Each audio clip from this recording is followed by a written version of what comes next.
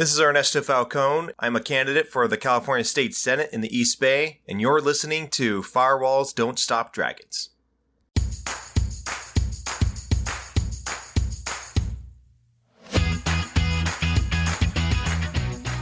Hello, everybody. Welcome back to Firewalls Don't Stop Dragons. I'm your host, Kerry Parker. Today, we have episode 334 for July 24th, 2023. As promised, we've got a great interview for you today with Ernesto Falcone. He is with the EFF, but today he is representing himself as a state Senate candidate in California.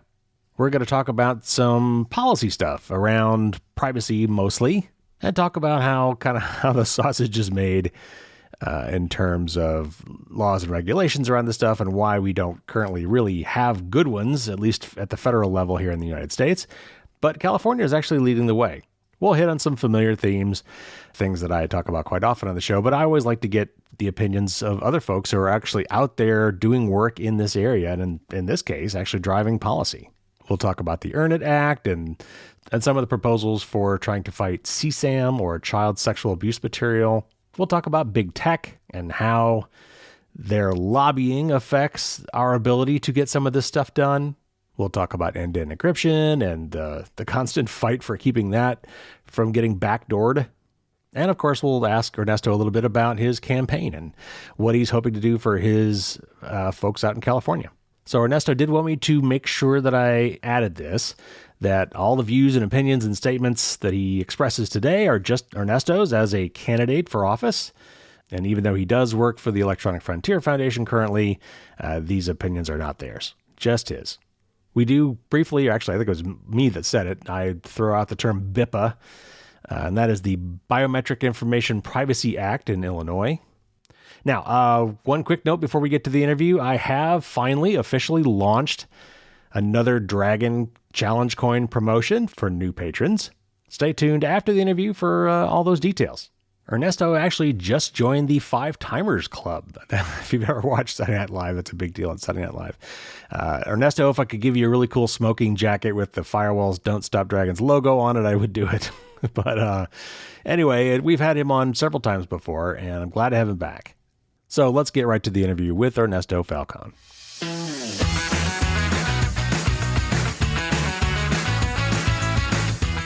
Ernesto Omar Falcone is Senior Legislative Counsel at the Electronic Frontier Foundation with a primary focus on intellectual property, open internet issues, broadband access, and competition policy. And he is now currently running for State Senate in California. Welcome back to the show, Ernesto. Hey, thanks for having me.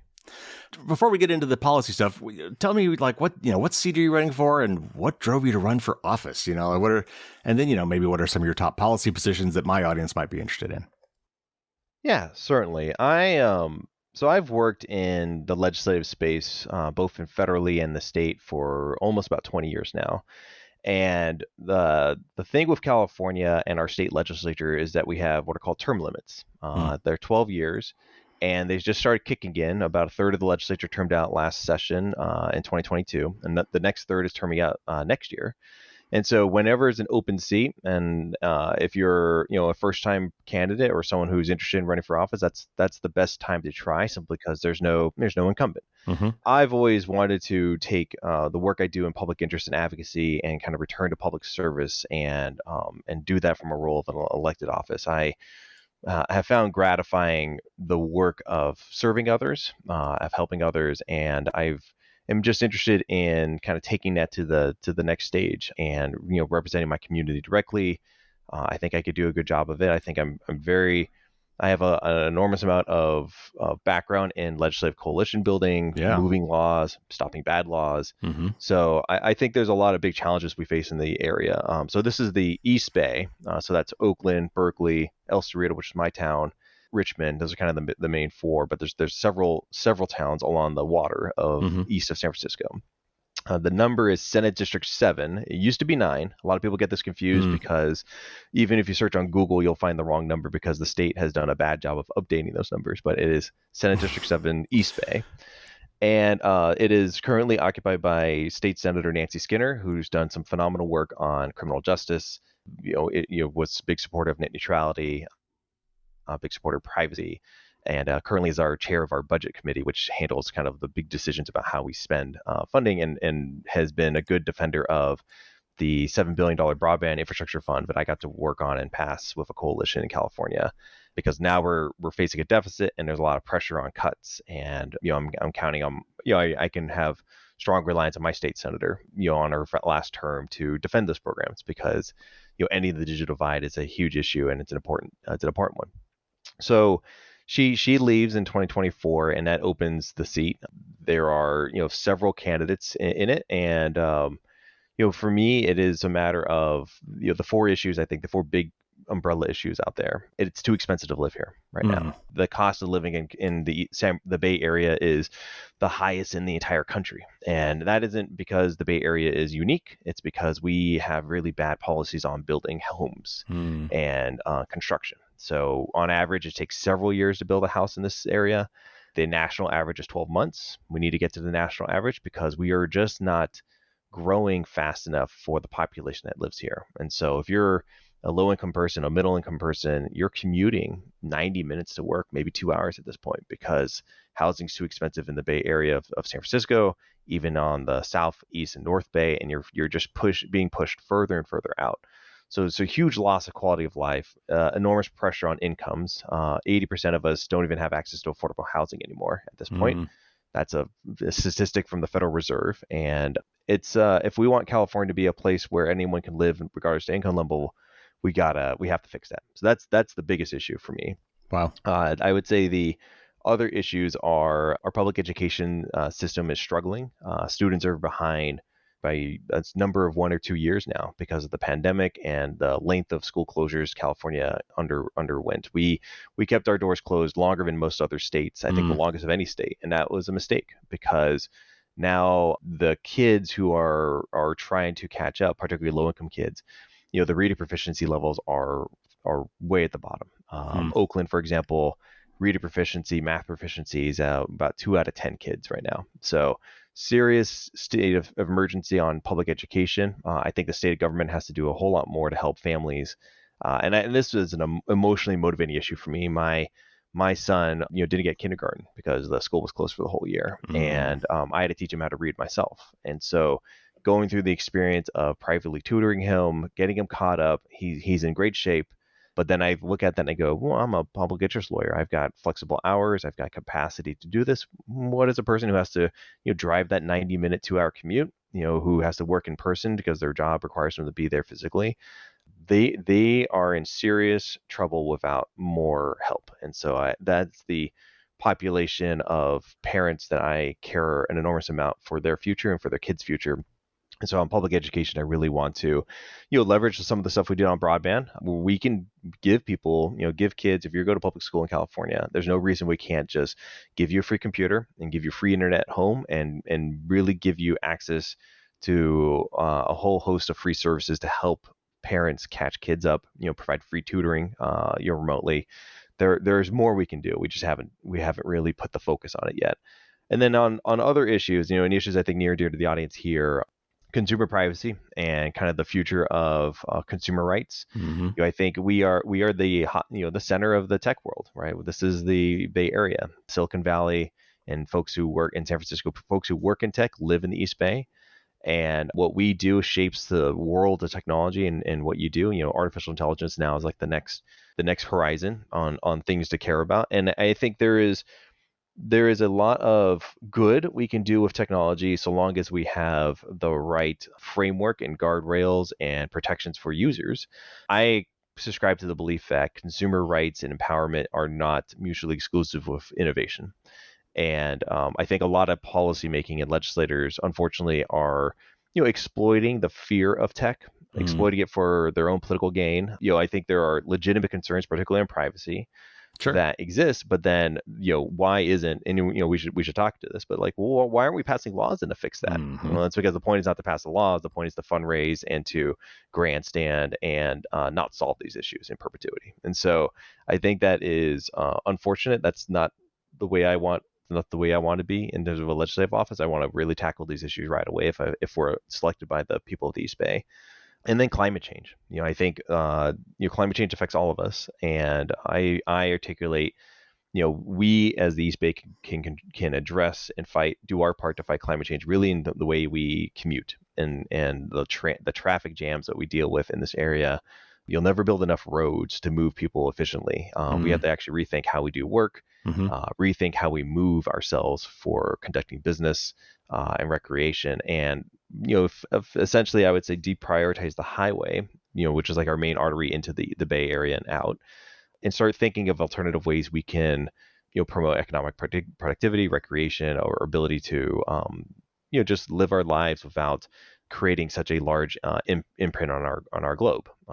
CO2 emissions, one of the largest contributors is transit, cars and trucks getting stuck in traffic for long periods of time. So the fewer, I want people to get out of traffic jams, right? I want people to have to deal with that a whole lot less. Remote work where feasible, that's where broadband becomes very important.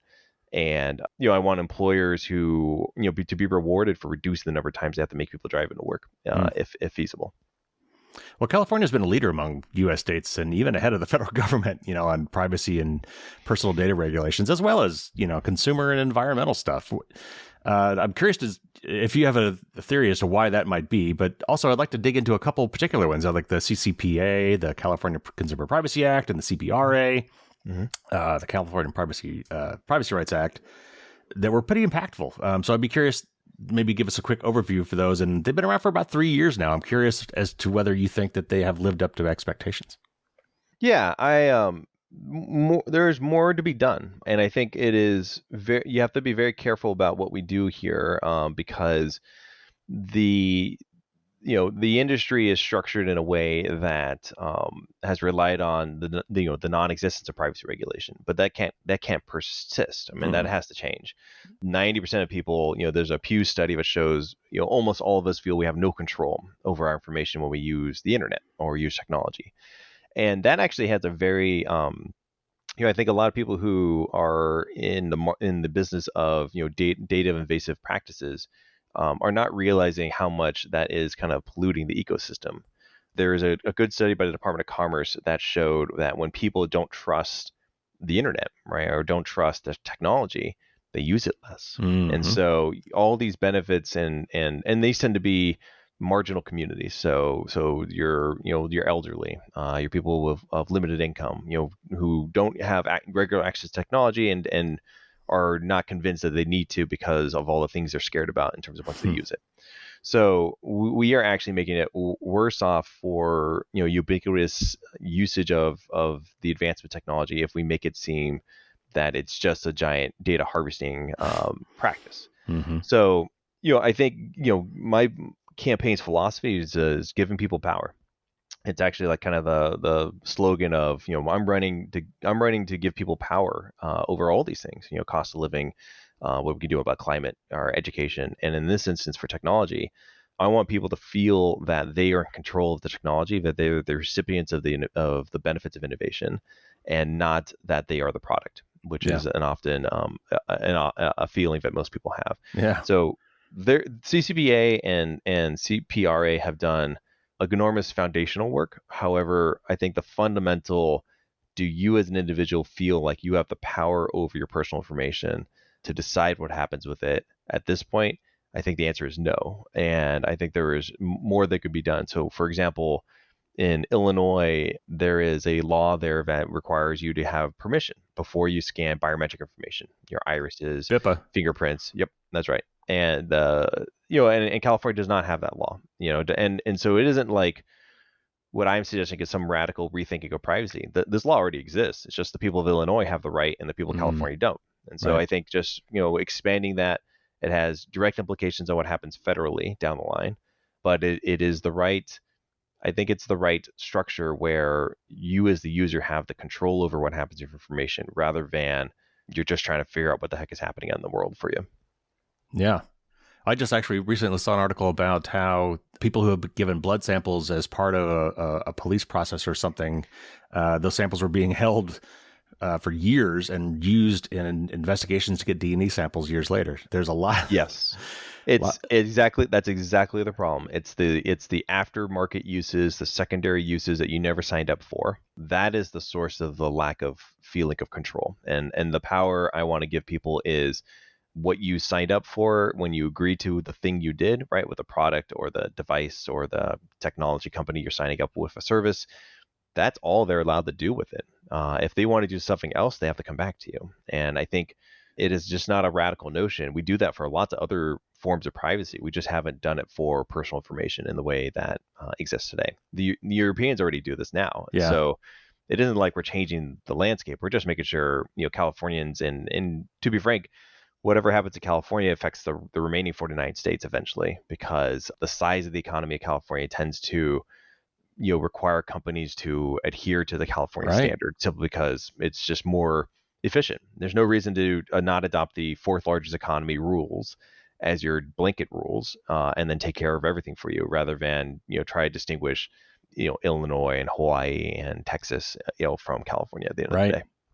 Well, for me, it was always the concept of like a data fiduciary. It's like, if you're going to take my data, then you should be using it primarily, actually solely as far as I'm concerned, or at least primarily for my benefit and not for yours, at least not without permission. I mean, obviously I want you to make money because I want you to stay in business. But other than that, the data you collect should be used for the purposes that we agreed upon originally. And that's it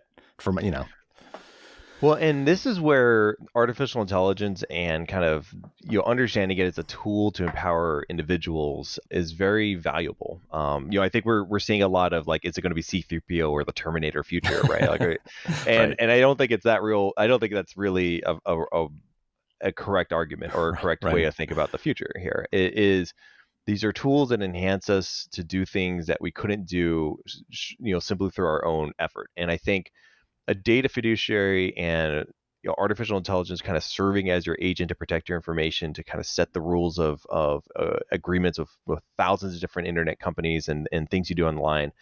I think there's real potential there. I think there's an awful lot of power where if you were to imagine given an AI agent of sorts that's responsible for protecting your privacy, but you tell it what it needs to do to protect your privacy in terms of what terms of service you want to agree to and which ones you want to skip, rather than you have to click accept and read every single thing you see out there, which you can't. A lot of these agreements when you sign up for things are would take more than a lifetime, a human life, to read all of it. But an AI tool can do it for you, right? And if you just tell it, here's how I want my information protected, and here's what I'm okay with in terms of how my information is treated, and you start automating that at scale, you start getting some real control over what happens next. So I actually am an optimist about where AI can go and what it can do for user power. I am worried about the rush for regulation in the space, simply because it's still a very nascent market, and you traditionally don't regulate things that aren't very old and established. We regulate telecom and medicine and food and things that have been around for centuries, but we don't regulate the thing that's brand new. Well, you alluded to this earlier, and I think you had a really interesting point, but I want to dig into this a little bit more. Why is it that you don't think that we can seem to pass a consumer-centric federal data privacy law in the U.S.? We've tried, some of them will come up, but I was getting hopeful recently because it seemed like both parties were really having a lot of animosity toward big tech, for different reasons. But they were both kind of in a regulatory mood and wanting to rein in some of these practices. It seems like, but nevertheless, it seems like we can't agree on anything. So you alluded to the fact that you think that maybe because there's a lot more money to be made off the problem than the solution. Is it the standard lobbying thing? Is there just a lot of money being thrown around for campaign finance from these big tech companies that are influencing the laws? So it is not just big tech. It is every industry that uses your information, right? So big tech's a big part of it, of course, but there are so many companies that want, loose, lax rules for your personal information. So I would say, coming to my point earlier, is personal information and kind of the movement and trading of personal information online a nascent industry? Heck no. I mean, that's a multi-trillion-dollar industry now. So we should think about how to regulate it and advance user rights in a way that recognizes the need. So the problem here is this. I mean, and I think Senator Marsha Blackburn from Tennessee is a perfect example of this, of how the money affects the policy, and yet the voter sentiment is just completely in a different place. So she was the lead author. Well, let me go back a step, actually. So the last year of the Obama administration, the Federal Communications Commission passes one of the best internet service provider privacy rules on the books. Mm-hmm. And they did it right at the end of the term, and then Trump wins. And so Trump installs Ajit Pai as FCC chair, and the Congress flips to the Republican side. And so, AT&T and Comcast, realize they have this unique opportunity to use what's called the Congressional Review Act, which is this legislative vehicle to reverse a regulation on an expedited basis. So it takes like 20 days to vote this kind of stuff through, which is very fast for legislation in DC. So they convince the Republican leadership and Trump that this is some Obama era rule that's detrimental to companies and we should undo it, and effectively get the United States Congress to repeal a massive privacy rule. I remember that. So I was so last, bummed. yeah, the last vote Congress has ever done on privacy was to repeal privacy. Like there has never been a vote in favor of privacy to date still. And that was, almost 5 years ago now, right? So, they convinced these senators and these members of the House that it's unfair that we as ISPs, AT&T and Comcast and Verizon, are regulated on privacy in a way that Google and Facebook are not. And to level the playing field in the market, we should be able to compete with them on how much information we can, obtain of people and monetize and all that. And like the natural correct inclination would have been the other way, which is like, oh, well, we should just regulate all the companies equally rather than let's just get rid of all the privacy rules in the first place. So this was a very unpopular move. The Senate passed it barely, and the House passed it as quick as they could because they were losing House Republicans on it. I think about 15 or 16 House Republicans voted against. If we were able to get it to 20, and I remember this in my, during my time at the Electronic Frontier Foundation, which was, we led a call campaign, and I think we generated, 15 to 20,000 phone calls in a matter of a week or two, which is like insanely fast. Yeah. But the news was hitting the headlines and papers and talk shows and late night TV and stuff of the Senate repeal privacy and allowing companies to look into very sensitive information about you to sell it. Mm-hmm. And they were losing Republicans, but they moved it fast enough. This is the advantage of the expedited process. They moved it fast before they lost too many, and so they got it done with a margin of 4 votes in the House, and then Trump signed it. And so that was led by Senator Marsha Blackburn, who really got an enormous amount of criticism from her voters back home. And so then she turns around and introduces a bill called the Browser Act, which was about a month after she just repealed privacy, to now hold this position of like, oh, I'm always been in favor of privacy regulation. So it's literally a law that would reverse the very vote that she already had, thanks to the largesse of major ISPs who donate an enormous amount of money to most people in Congress, almost everyone in Congress, to be honest. And and it would restore the exact same rules for them that they just repealed, and also apply to Google and Facebook and other big tech companies. And so, initially, I don't think anyone really thought that she was serious about this bill. And I would say, given that it's been many years since, and there's never been a vote on it, and there's never been, other than a lot of talk and a lot of press releases and a lot of pointing to, I have this bill, the actual progress of establishing privacy rules federally continues to linger. And this is where the states are extremely important, because whereas in Congress, and I know both systems very well, I've worked in both in almost 10 years each, 20 years total, it's very easy to make something disappear in Congress. It's very easy never to have to vote on something. Whereas a lot of states, including California, have processes where you can force a vote on a topic.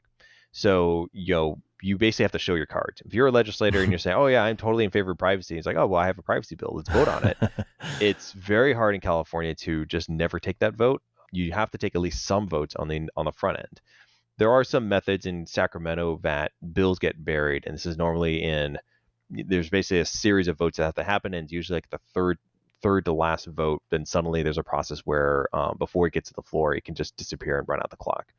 And a lot of bills have been killed that way, where everyone says they're in favor for it, they voted for it, and then suddenly it never gets to the finish line. And it is an unfortunate part of the process, but it is also why I think I could be very effective as a legislator, simply because I'm well connected with a lot of the movement groups and the grassroots groups, and I have no fear of being vocal about this stuff, whereas a lot of people are. And then again, it boils down to the amount of money you're facing, the amount of lobbying pressure you're facing, and the willingness to say, I'm going to do what's right for people. This is what people want at the end of the day. Well, I hope we're getting to the point where people are realizing how dangerous all this data is. I think for a long time, people were like, you know what, fine, if I'll trade some of my personal data to Google to see some more targeted ads if I can get free email, or if I can watch more YouTube videos, I'm happy to do that. Give my data, but there's real world consequences for this stuff now that I think people are finally getting a hold of. One that I keep kind of beating the drum on is the fact that all this data being out there means that it's ripe for abuse and for stealing, and not just by foreign governments is bad enough, but our own government. Our own government is using it to bypass our Fourth Amendment rights to get a hold of data they would normally have no legal right to get, but now they could just buy it off the market. And also now, certainly post Dobbs, that information can be used to put you in jail or put people in jail. Or it's talk to us a little bit about some of the things that people might not be thinking about, or the dangers of this data being out there. Yeah, I mean, so there's kind of like two layers to that. The first layer is, things that the government wouldn't be entitled to, but for the fact that we have a weak interpretation of the Fourth Amendment in this country, where the Supreme Court's doctrine, and a little bit of that has been peeled back, but it's still pretty prevalent, where if you expose your information to a private party, you willfully allowed it to be searchable by the government. And so this is why consumer privacy regulation actually has some real direct civil rights and civil liberty implications. Because if the information was not available for the government to scoop up, then there's nothing there, right? So that's layer one. Layer two is what has happened with criminalization of abortion and in the post-Dobbs world. This is a different realm of privacy and the fight for privacy and the need for, I would say, technology companies and there's a market, I think, of really enhancing privacy in a way that is, I would say, resistant to a warrant. So a criminal law gives the police and the courts of the state where it's criminalized the power to compel an enormous amount of information from a company through a warrant, because, like it or not, it is a crime there. And so if it is a crime and they have evidence of a crime, they're allowed to demand a lot from companies in furtherance of investigating a crime. So the only real quick, can I interrupt? How does that work in terms of just pure legal standing? Like if I'm Apple and somebody in Texas says, Apple, here's a warrant, I want the data. If Apple has no, and I know they do actually have locations in Austin, so maybe this is a bad example, but I mean, if I don't have physical presence in that state, can I just say no? Yeah. So for the big tech companies, the argument of we don't have presence in the state is probably never going to work, because just the pervasiveness of the technology. Do you sell iPhones in the state, right? Like that's pretty much all a court. That's pretty much all a prosecutor would need to prove is, do they sell their products into the state? If you got an Apple store or whatever, then yeah, okay. Yeah, and even if they didn't even have any Apple stores, I think it'd still be really hard for them to prove like that we're not subject to Texas state law, for example. And that's really the big tech players are going to have these real challenges. And there's a bill actually moving in Sacramento to allow some basic resistance to requests for information, but I actually think we need to go further than that. I think what we actually need to do is make it so that, actually let me go back a step because I think it's helpful to understand. So if it's a crime in a state that criminalizes abortion, all they need is enough information to take to a judge in that state and say, I think this company has an evidence or information of a crime being committed, i.e. a woman seeking an abortion, or leaving the state to seek an abortion to circumvent our criminal statute. And I believe, we have reasonable suspicion that this information is, held by these companies and held in the following ways. And that would all be basically true, right? Like, if a company has your geographic information, or if a company knows your financial transactions in terms of where you pay, what you paid, or, or your internet searches in terms of what you're looking up to find things, those are all reasonable prospects. We're kind of just uncomfortable and we're in uncharted water where many people in this country view abortion as a right and are facing states that deem it as a crime. And so if you believe it's a right, there's more of it needs to be done. And particularly what I would suggest, and one of the things I want to work on if I was selected as a legislator for the East Bay, is we simply just need to make it so that when they come to the companies and demand the information and the company complies because they have to, there's no information available. Right. So I think what you need to start thinking about is like, how do you have true financial privacy in a way that a woman can come to California, obtain a procedure, pay for it, but there isn't any sort of trail or some sort of means of, the means of obtaining the service is kept secret by deletion. There isn't really a way to say let's keep it secret so like it's really hard to find. No. If it's findable and there's a lawful warrant there, a company is required to turn it over. And so it is actually incumbent upon us to figure out how do we make the evidence disappear for these specific issues of reproductive rights. And I think it's doable. I think it's doable with the right, innovation in the technology privacy space, as well as the right laws that regulate, how long our information needs to be held by companies. I think data minimization could do an enormous amount of work here. Oh yeah. So they hold the information for 30 days or 60 days, but after that they're required to delete it. If it's something simple like that, then if the pace of the prosecution takes longer than that window, the information's gone, and that we should all be very comfortable with that possibility. Certainly law enforcement will have all sorts of reasons to argue against that, but this is one of those times of choosing of moral rights, and we have to really make a point on this issue of reproductive rights, because I think going back to my kind of campaign theme about giving people power, the power to choose when you have your kids is such an important piece of economic stability, and so if we take that away from people, we are setting people up to fail, and that can't stand. So a lot of people are really confused about HIPAA and what it does and does not cover. First of all, how does HIPAA intersect with this particular case? Is that data protected in any way against this sort of warrants because it's HIPAA? And second, I think where we're having a lot of problems lately is there's a lot of companies that you can give away your HIPAA rights by going to third parties that aren't covered by HIPAA. And so it's all these like drugs. I don't know if it's drugs.com, but these websites that are third parties that are helping you find cheap drugs or find cheap medical care are not covered by HIPAA, and you're giving them their information. So I know that complicates matters, but help us understand what HIPAA does cover, what it doesn't cover, and maybe how it applies in this case. Yeah, I mean, I think that what it is that we don't have a general privacy regime. So there is a lot of what are called sector-specific privacy laws. Yeah. So HIPAA regulates health providers and people within the health delivery economy, but not everything else. So there's lots of markets that are adjacent to that are not regulated by HIPAA whatsoever. And so if you're giving information to them or they're seeking information from related third parties who obtained it in other means, HIPAA just doesn't apply. And the same is true for a number of other privacy laws. I mean, I think a lot of financial privacy rules that exist now only apply to banks or other financial institutions, right? So they won't apply to a tech company that helps you manage your money in the same way.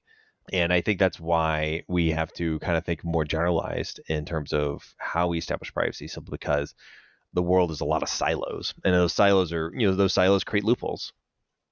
And yeah, it's like a period tracking app that people might be thinking, well, that's got to be healthcare information. That must be protected by HIPAA. That's certainly not, and it could get you in serious trouble in this case. Yeah, and that's because the app company that makes the tracker isn't regulated by HIPAA. At the end of the day. All right, I want to switch to a slightly different topic, and that is there's another bill that's been making the rounds for years. It's called the Earn It Act, which it stands for Eliminating Abusive and Rampant Neglect of Interactive Technologies. It's so funny the way they come up with these retronyms. But it was originally proposed back in 2020, and then it came up. It's been coming back year after year, and it never made it. I think it always died in committee, but this year seems to be moving a little bit further. Can you tell us a little bit about the key provisions of this bill are and why the EFF opposes it? Yeah, so the Earn It Act is essentially a means of pressuring companies not to adopt encryption in their communications. And we don't really have to get more complicated than that. I mean, there's all sorts of provisions. It's got a lot of complicated language in it, but ultimately, that's what it's focused on, is leveraging Section 230, which is this federal law that immunizes platforms and other companies and individuals from being liable for third-party content. So if I were to forward you an email that had something defamatory on it that I didn't know about, but I forwarded it along to say, hey, look at this, I can't get sued by someone who says, well, you're in trouble for forwarding that email.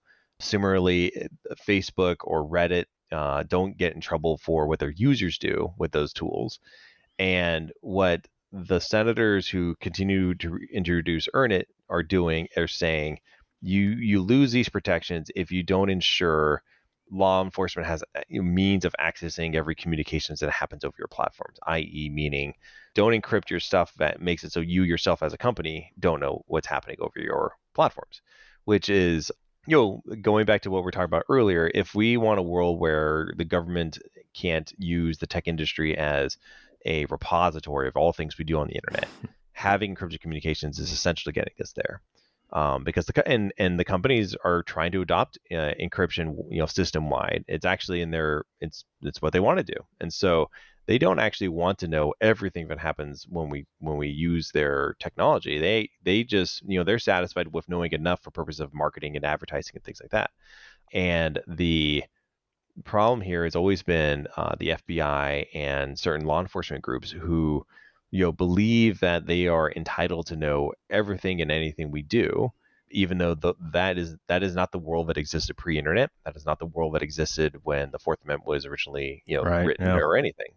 It's just the fact that they see this opportunity to leverage technology as a way to get an enormous amount of power over what people do. And I think there's plenty of good people in law enforcement, right? But there are always bad actors in these places. And so the idea of, there's bad actors in the tech companies too. I mean, there's lots of good stories of, people who abuse their privileges to just read into what people are doing online or checking on their, their girlfriend or love interest. It's a lot of creepy stuff that happens with that kind of power. And so let's just not have it. Right. Why is it necessary to build an apparatus that provides that power? I don't think it is. And, certain people in law enforcement, certain leaders in law enforcement disagree. Now, I looked at this Internet Act a little bit. I can't say I read the whole thing, but I ran across something and maybe I misinterpreted it, but I wanted to get your take on this. What I've been seeing with a lot of this end-to-end encryption stuff is what they first come out. I mean, we've been fighting this for years. This goes back to the crypto wars of the 90s. Yeah, this is where PGP came around and that whatever. No, I thought we'd won that war, but it keeps coming back. And I'm sure 9/11, brought a lot of this stuff back up. But, initially legislators are coming out and saying, okay, we need backdoors. And maybe they didn't call it backdoors, but they were pretty explicit about it. We need to be able to break into any encryption you've got. We've got to have a key to that. We've got to have a way to get into that, which is a backdoor.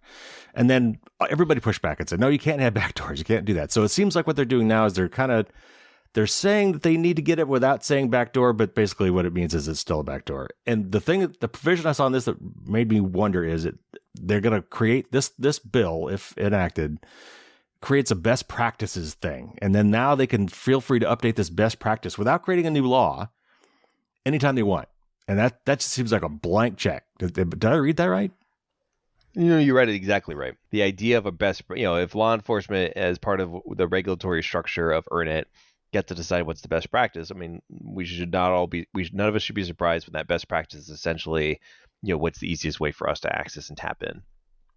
They're used to that with the telecom market, with CALEA, and passing CALEA, basically allowed them to go to every, telecom line and make it wiretap ready. And so that's the world they want to expand to, all our devices and everything we do on the internet. How do we answer that question? This is a really tough question because whenever this comes up, it's, think of the children. They bring up child sexual abuse. That's always the big one, right? And it's so hard to argue against that. No politician wants to vote against a bill that is going to protect against child sexual exploitation. So a lot of these things are couched that way. And obviously it is a truly horrific thing that we want to not happen.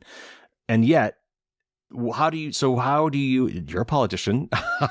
When someone comes to your town hall and says, we got to protect the kids, what is your answer to them when they say that we should be giving these guys exclusive access to our communications?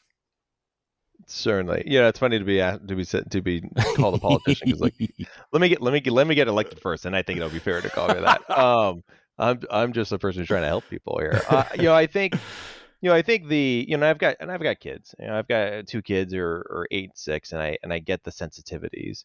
I think the realities though are law enforcement still has an enormous amount of investigative tools to go after the worst of the worst people out there. And the idea that we have to kind of surrender all of our privacy, civil liberties to really achieve some sort of true perfect society is a pipe dream. That's just not how it's going to be. And I think the problem here is there is an overstatement of what will change in terms of their ability to go after the worst and worst, because they still prosecute people who distribute this stuff. It isn't like there's like zero prosecutions because they're using private communications. No, there's lots of ways you can find someone. And in fact, a number of civil liberty organizations have often detailed, how many evidence trails and data trails exist when you don't even know the content, like metadata. To really boil it down, I mean, this is about seeing the content itself as somehow that's the catch-all, but it's not. There's enormous amount of information when data is moved over the internet that leads a trail that is always accessible, even under an encrypted context. And that is sufficient to, prosecute. I mean, one of the things that Senator Ron Wyden from Oregon, has proposed is like we probably just need to enhance the resource and personnel numbers to increase prosecutions and convictions. Meaning we just need more people to study and analyze the data flows and the means of finding the perpetrators rather than completely radically restructure the internet and how it works. And I think that's right. Yeah. Well, you mentioned CALIA, which is interesting because I was an engineer in the telecom industry for many years, so I was very familiar with this. When I worked at Nortel back in the day, it was a big deal. And so it was in 1994, the Communications Assistance and for Law Enforcement Act, CALIA. And you're right, it's basically the ability to wiretap. But I think the difference here between that is back in the old days, I mean, really the old days, you would actually physically go and tap. That's why it's called a wiretap. You'd actually put, a tap on the wires, because in the old days, there was one-to-one connection of copper pair wires between phones through, switching equipment. And eventually we all became digital. But it was still the ability to, with a warrant on a particular phone for a particular period of time, you could tap one person. Whereas with end-to-end encryption, if you have a method by which you could tap one person, then you by default have the ability to tap everybody, right? Yep. That's right. There's a lot of ideas that are, and then none of them are good from a legislative, from what are being shopped to legislators. Like, oh, well, we can have that special key and we'll keep it very safe. And so, only the good people will have the special key. And the truth is, when you design a system that has a vulnerability that it can be exploited for any one person and can be exploited writ large, the key doesn't exist like it's in a safe in someone's room. It is just out there for anyone to discover. And so, I'd say the advances of computing technology and AI, I think, plays a role in this, to kind of crack the code, if you will. It won't be long before someone, a nefarious actor, a foreign adversary, imagine what the Russians would do if they'd be able to read everything we did on the internet. There is just an enormous amount of harm if we don't have secure communications. And, we've been talking a lot about communications in the context of, I talk to you, you talk to me, we share something private. But communications means everything. It's financial transactions, it's health data, right? It's the movement of information online. A number of industries rely on encryption as a means of ensuring tight security for individuals. And financial privacy is probably financial encryption is probably the most important one, where you're moving things that if someone were able to kind of break it open and look in, could steal all your money. So there's an enormous amount of security delivered through privacy that exists beyond just our ability to talk to each other.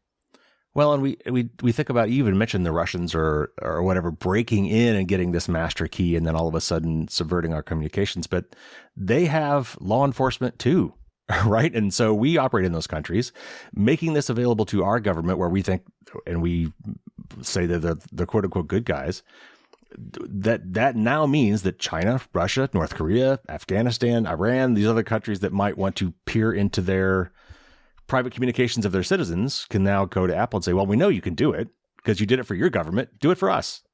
Right? Yeah. And that is a huge problem for a number of fronts. China in particular. I mean, there's a general philosophy in kind of the international relations space of like, if you establish economic ties of a country, you're less likely to go to war. You're less likely to be hostile. So there's actually been an enormous amount of emphasis by the U.S. government to get Google and Apple and other major internet companies to do business in some of these hostile regions. And the pressure that they will come when you build that vulnerability is enormous. And so either we ask these companies not to sell products there anymore and just to leave writ large, which maybe some would as a result of that, but we then start isolating and taking away things from a populace that I think would have benefited from the technology in a way that in an ideal world leads them to a better government and a better future for them and ultimately for all of us globally. I want to talk about one particular thing that was interesting. And Apple did this, or well, they were going to do this a couple of years ago, and because of all the blowback, dialed it back, and that was on-device CSAM scanning. I'll give them some credit. They thought, Apple tries to do the privacy thing right. They really thought they'd nailed this, but unfortunately, they didn't really talk about it ahead of time, and they just debuted it, thinking that everybody would think it was cool, and it wasn't. And that was putting databases of these hashes of these known images on your phone, and the privacy aspect was this doesn't leave your phone unless actually I think there's like 30. They had a pretty high bar. It wasn't just one pic of your kid in the bathtub that was going to trigger this. It was going to be, you've got multiple known images of child sexual abuse material on your phone, and then that would trigger something. And their thought was, well, it's happening on your phone. It's, we're not tapping your communications. We're not breaking any communications, and we're still trying to do a good thing. And yet they still got a lot of blowback, and eventually they canned the whole idea. Is that where we're going to end up, though? Is it going to be some sort? If we're not going to break end encryption, are they going to eventually legislate something that says, well, okay, if you're not going to let us break into your tap into your communications, then we need to be able to have something on your device? Do you think that's we're going to end up with something like that as a quote unquote compromise? I think that's what gets marketed an awful lot as like a way not to break end-to-end encryption, but it actually does, and I think that is mostly because it renders the whole purpose of end-to-end encryption hollow. Right. And so the idea that you can make something scan your phone and only for the bad stuff, that's a myth. It scans for certain things that are conditions or factors that raise the flag, but it isn't just scanning for quote unquote the bad stuff that ensures that your actual private stuff that you want to keep to yourself is also being scanned. No, all of it has to be scanned in a way that makes those systems work, which then and that's a matter of the technology. From a technical means, it can't just only scan child exploitation content. It'll basically just be scanning everything. And so at the end of the day, it's not really a compromise simply because it does the very thing that we're trying to prevent with ubiquitous encryption in the first place. Right. Yeah, I agree. I just wanted to get your take on that as well. And what is it going to take to get past this? We've been fighting this crypto war stuff for years, and it just keeps coming back. The same infopocalypse, bad actors keep getting trotted out. Think of the kids, anti-terrorism. You've got to let us get in there to do this. We've got to protect you. The response is always nuanced. It's so easy to trot out these, really compelling cases for why we should want to do it, but it's a lot harder to argue the nuanced, privacy is a human right. There's trade-offs to be made, and this is the greater good. Are we going to get there? What argument is it going to take to finally put this to bed, or are we going to be fighting this for years? Oh, I think we'll be fighting it for years. I think with every advance of technology, this question will come up, and we will have to have the debate. And I think ultimately, I'm more of an optimist about technology in the sense of the things that let people do more, able to expand their reach more and connect with more people in the aggregate is a good thing. And I think we sometimes miss that. I think the debate focuses on the worst of the worst, and these are real problems, but it misses all the positive things that are enabled as a result of the exact same tools. And at the end of the day, we're an imperfect society. Humans are imperfect, and humans are good, and humans are evil. And when you connect all of us and bring us all together in the large global sense, you will have a mix of outcomes. And I actually just have an enormous amount of optimism that in the aggregate, we all trend towards good. And in the aggregate, we all benefit as a net outcome of these technologies and tools. Yeah. All right. So as we wrap up, let's maybe end on some positive notes. What are some things that we could do to further the cause of privacy and digital rights? Is it more effective to vote with our wallets, as consumers, or maybe at the ballot box as citizens? I assume you're going to say both, but what? Yeah. What recommendations do you have for the audience who are concerned about these things and want to see change happen? What can we do to affect that change best? Yeah, I would say probably one versus the other. Voting with your wallet is very difficult in this world of concentrated industries. There's just very few choices in terms of how you use the internet. There's some great articles written by Motherboard and others of, I try to operate without using Amazon, Yeah, I and saw that. It was like great. it's just not possible Right. for your average person, and to expect people to go through that kind of effort is also unfair. This is what policy is for. This is what laws are about. Laws strike the bargain of what users and people want and what industries are allowed to do. And that is, we are not at that point of the correct balance, I think, between what the industry needs in terms of being able to function, deliver products, innovate, and what users need in terms of comfort with interfacing with that industry. And I think there's an enormous amount of work still to do in the privacy context in that respect. But in terms of like, the ballot box, I mean, there's actually a number of states that, that's actually how California's CCPA or CPRA was enacted, is through a ballot initiative. Voters voted for it directly. And so I actually think there's an enormous amount of power people have still at the ballot box, despite the amount of money and influence the industry has over the legislative process.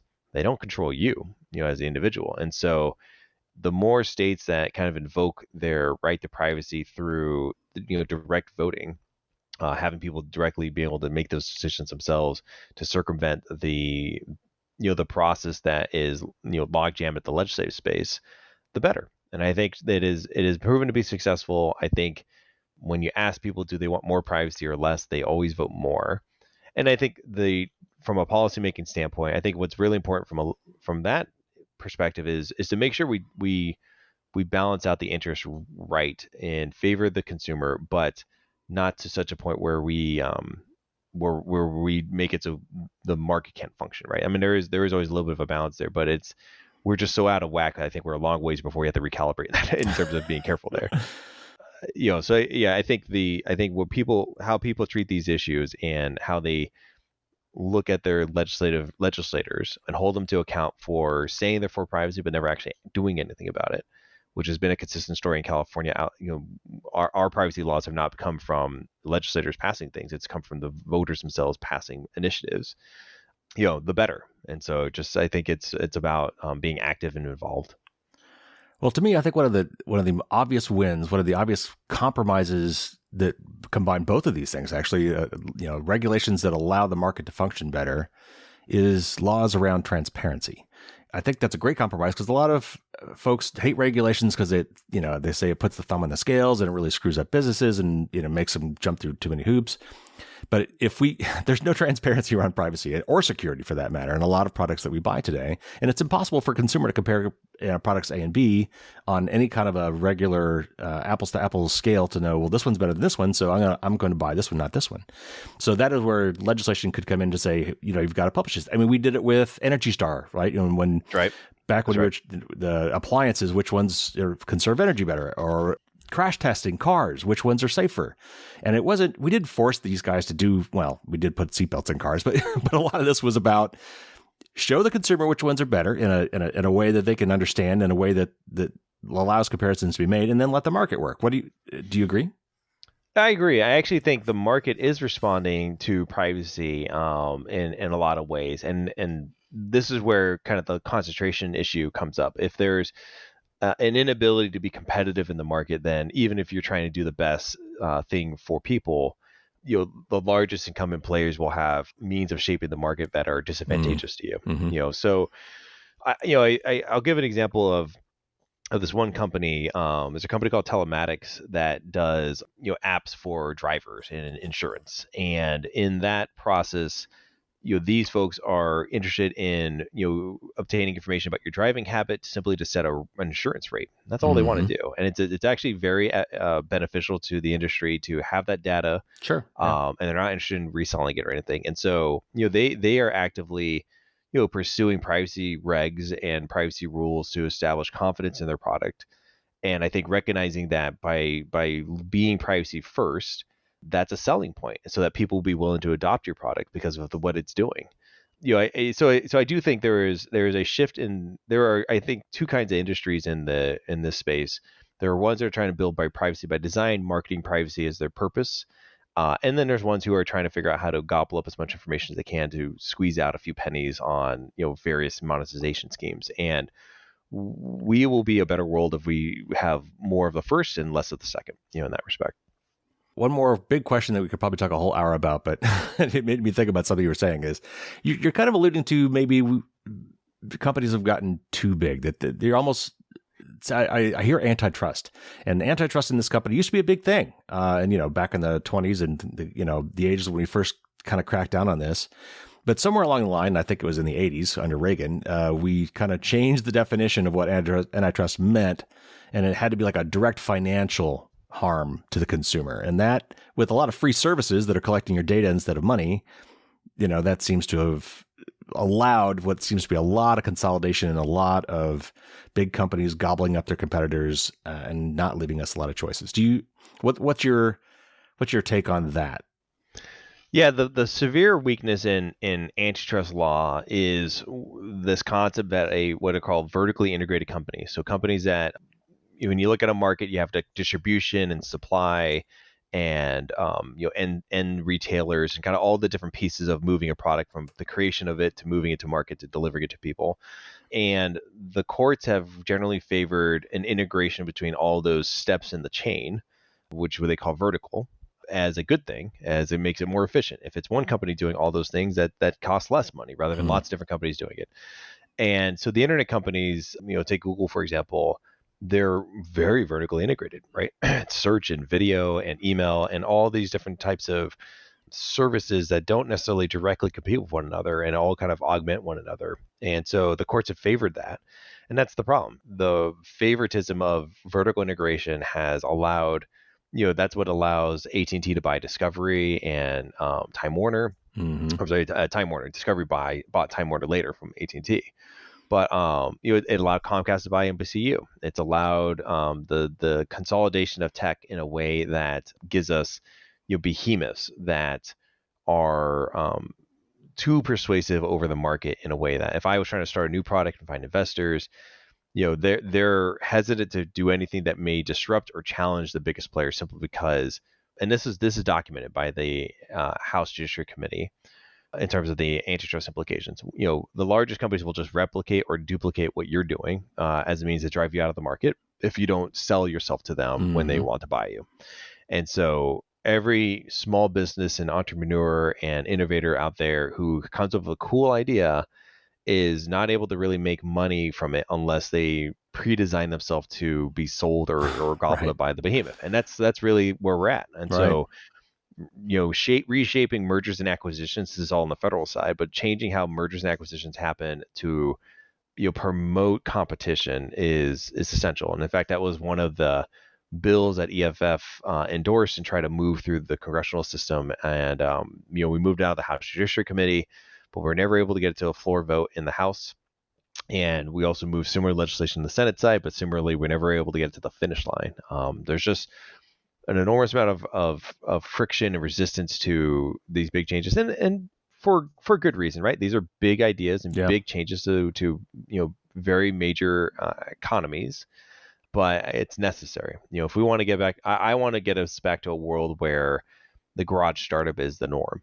You and I are old enough to remember that world where every day something cool and new was happening on the internet because, someone with a clever idea had a little bit of money and a little bit of resource and a computer and an internet connection and showed us a new cool way. And I think tying back to what we were talking about earlier, AI as a tool enhances the reach of an individual in a way that you can have someone, practically be a production studio, have someone be many people being able to do many things with one person. And so, we enhance the opportunistic brilliance of individuals who, as long as we have a market that allows them to exist and not just be eaten up before they get off the ground.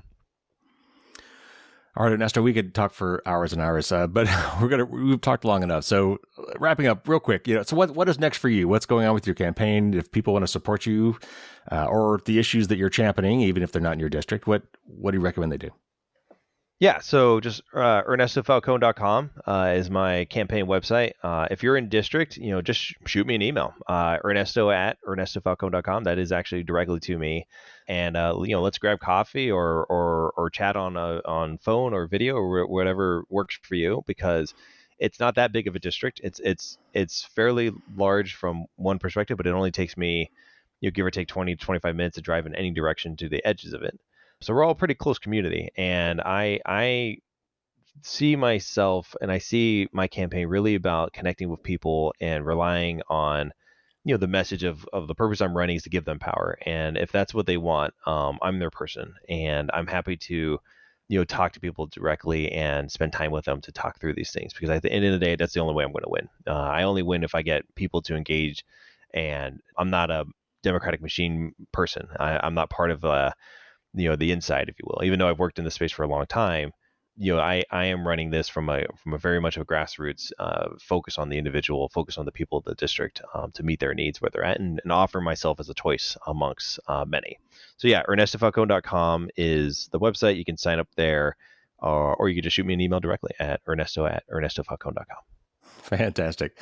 Well, best of luck to you. I wish you the best of luck, because we need people like you out there fighting for these principles. Thank you for that.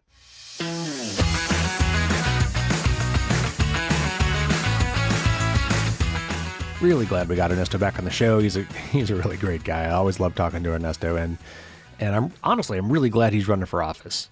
I mean, he was doing great work, of course, at the EFF, and the EFF itself has done amazing, magnificent things, and is still doing great things. But I mean, hats off. Running for office, that's a big deal. That's tough to do. And so I've got so much respect for Ernesto for doing that. I hope he wins, and I hope we get a lot more people like him into office. Actually, for our bonus content for the patrons this week, we kind of get into what it's like to run for office and how much time it takes and why he's doing it and some of that kind of stuff. So patrons, you'll be getting that on Thursday as usual.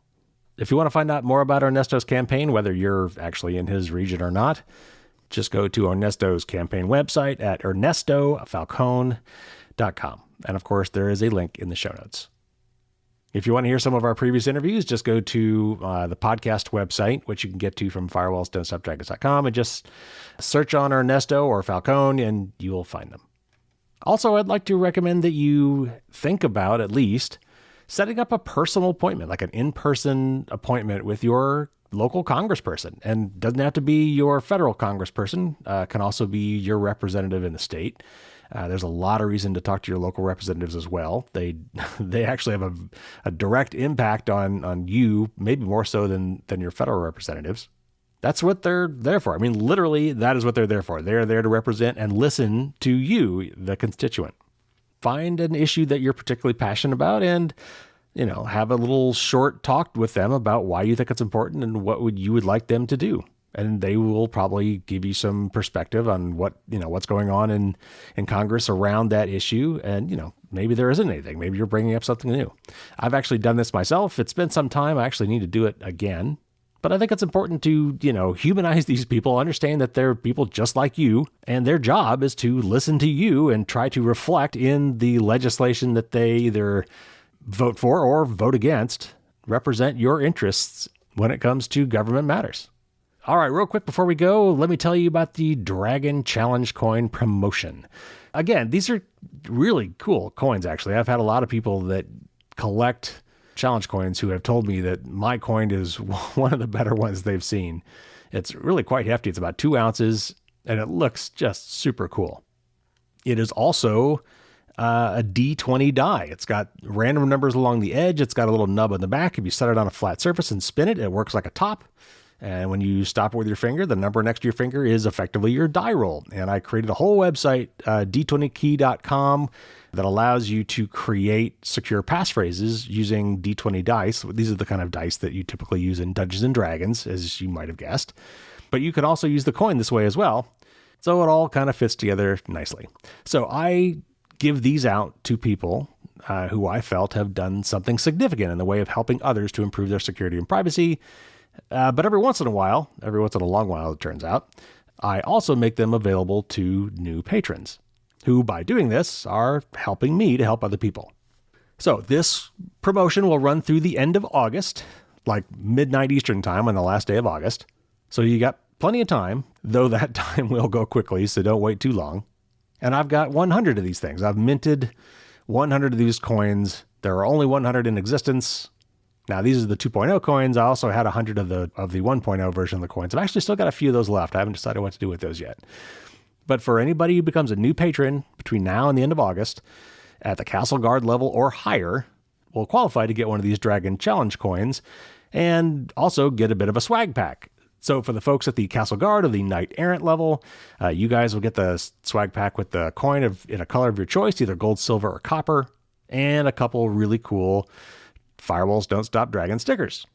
But if you join at the Dragon Slayer level, I will also throw in a really cool Firewalls Don't Stop Dragons old school foam can koozie. These are actually hard to find. I had to search for a place that still made the old classic, neoprene foam ones. I like those a lot better than the newer thin foldable ones.